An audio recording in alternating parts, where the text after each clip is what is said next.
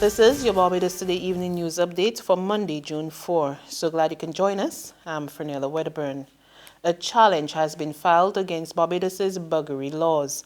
A trans woman, a lesbian and a gay man are gearing up to file a petition on Wednesday before the Inter-American Commission on Human Rights. According to a statement issued by the Canadian HIV/AIDS Legal Network, the petition seeks to end the criminalization of consensual sexual activity between same-sex partners above the age of consent. Ahead of tomorrow's expected arrival of a team from the International Monetary Fund to start discussions on a plan to help the ailing Barbados economy, citizens are giving the Barbados Labour Party administration the thumbs up. Last Friday, Prime Minister Mia Mottley advised that with the country's debt at 175% of the gross domestic product and international reserves at only $220 million, government had no choice but to enlist the help of the Washington-based financial body. Our news team took the streets, and this is the People's Say. I support the idea of the anime, so I've got to get my funds out here to feed the people. If that's the initiative that needs to be taken, then so you're fully in support of it? Yes, I am. I think IMF will help me down. All the banks. All the banks. All the banks. All you got to keep your fingers crossed, because you're not scoring it. So you got to wait and see.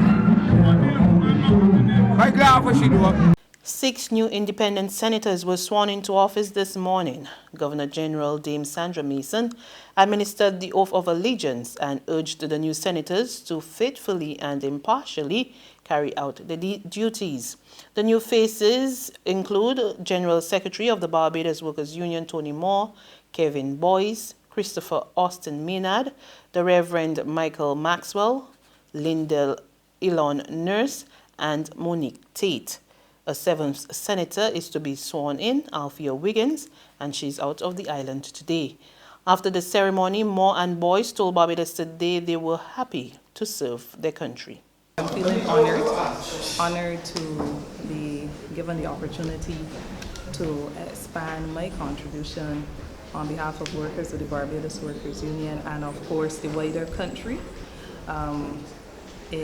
I don't envisage that my mandate will necessarily be any broader, but I consider that I have the opportunity to express that mandate or fulfill that mandate through another forum, the Senate. And so I'm delighted at the opportunity to be able to do so. I feel honored and a tremendous sense of responsibility to follow the Governor General's mandate with regard to speaking impartially in regards to youth, culture and sports. Later this evening, some members of the House of Assembly and an opposition senator took the oath of office. Opposition leader Bishop Joseph Arthurlee was on hand with his lone senator, Caswell Franklin.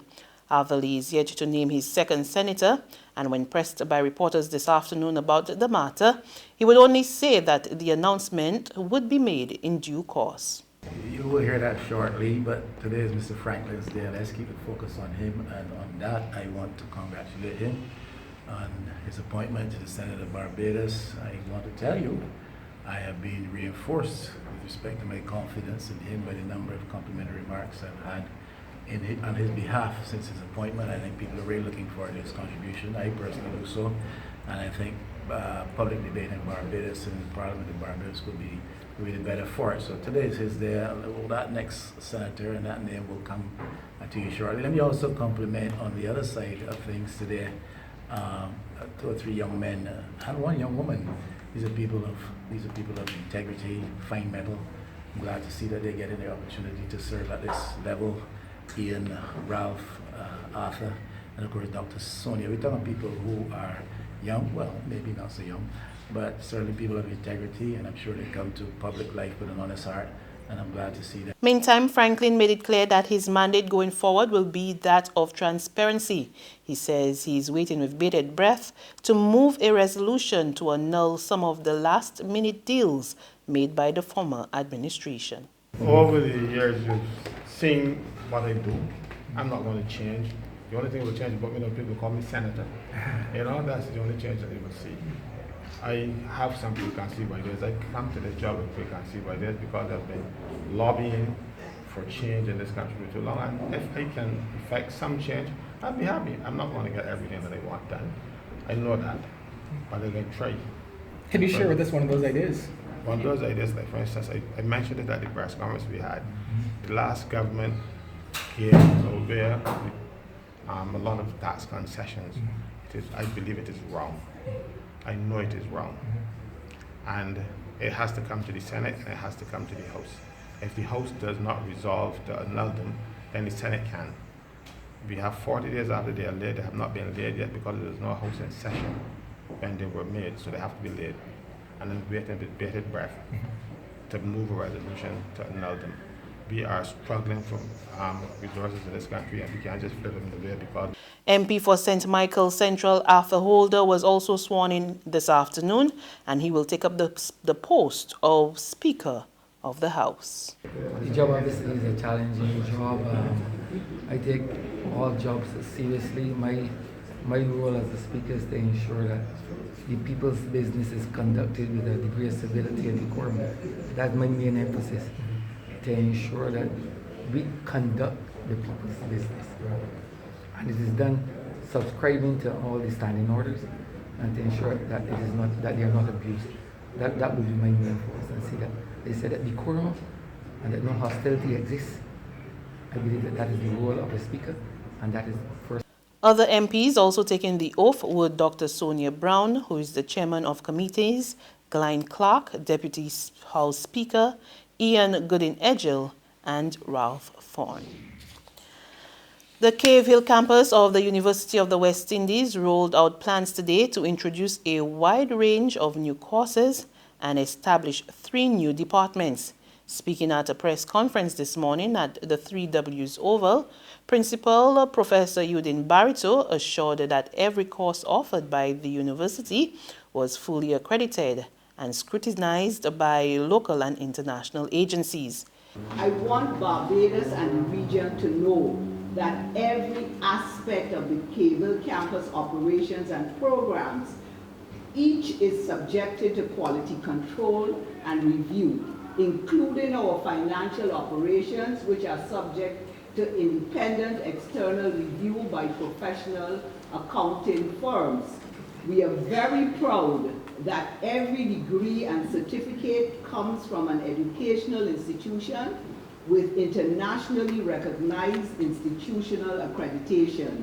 Our degrees and certificates have strong educational currency, recognition, and transferability. There's regional and international news after this short break.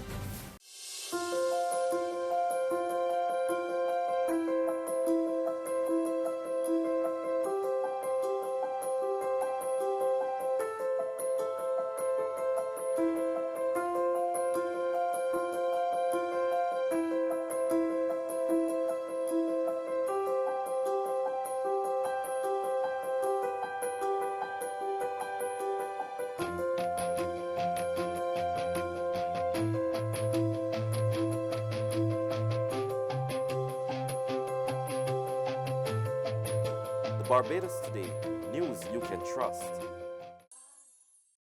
To regional developments, Grenada is reporting an outbreak of dengue and gastroenteritis, and health authorities are urging nationals to take all precautions to deal with the situation. According to Dr. Sean Charles, the head of the Epidemiology and Information Unit in the Ministry of Health, there has been a significant rise in the 2 conditions when compared to previous years. For the first 5 months of the year, the island has recorded 107 cases of dengue. 143 cases of gastroenteritis have also been reported. The authorities said that the cases were confirmed by tests carried out there and at the Trinidad-based Caribbean Public Health Agency. On the international front, the United States and 6 of the most influential countries in the Organization of American States today called for action to suspend Venezuela from the body. Washington was joined by Argentina, Brazil, Canada, Chile, Mexico, and Peru in urging the Nicolas Maduro government to be punished for what they see as his assault on democracy. A draft resolution presented on the first day of the 48th annual meeting of the OAS calls on members not to recognize the results of last month's election in Venezuela. It further urges the body to use the mechanisms for the preservation and the defense of representative democracy contained in the Inter-American Democratic Charter, which is a first step towards suspension. Under Article 21 of this charter, an extraordinary General Assembly of OAS member states can suspend a country from the body.